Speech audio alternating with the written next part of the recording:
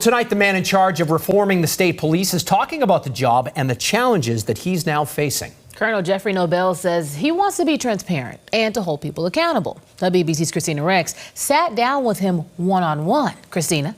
David and Courtney, Colonel Noble is on a mission to restore public trust in state police. Noble was sworn in last fall, shortly after a state police overtime scandal, the death of a recruit at trooper training, and the first of two Karen Reed trials. He says he's now ready to face the public backlash head on. We all agree that the Massachusetts State Police needs to be held accountable. The public agrees with that, and our troopers, I can assure you, agree with that. Noble made the final decision to fire former trooper Michael Proctor back in March. She's a whack job. Because of his inappropriate text messages and his handling of the investigation into Boston police officer John O'Keefe's death. That's a decision that's got my name on it, and I stand behind that decision.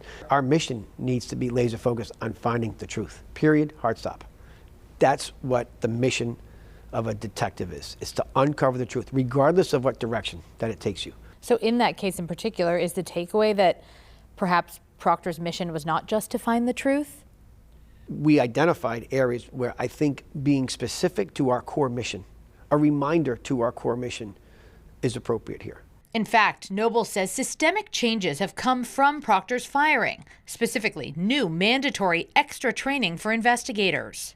So we just put our troopers who were assigned to investigations, about 500 or so troopers, through that first exercise, through that first training. That's new. And that's not going to stop with one training. That's going to be a continuing process that will occur, certainly as long as I am here. Other fallout he's overseen in Norfolk County, troopers Brian Tully and Yuri Buchanan moved out of the DA's office this year. Was that your call or was that the DA's call? Ultimately, the transfer of troopers lies with me. Putting new commanders, new supervisors in key positions, particularly in Norfolk County, I firmly believe was in the best interest, was a decision in the best interest of the Commonwealth. Karen Reed was acquitted of most charges in June. It's pretty clear that state police, based on their investigation, as well as prosecutors in this case, believed that Karen Reed was responsible for John O'Keefe's death. Do you feel as though state police's performance in that investigation contributed to the lack of conviction at the end of the day? Absolutely. Absolutely. The investigative body has to look through that and to say why. Did we not give the jurors enough information?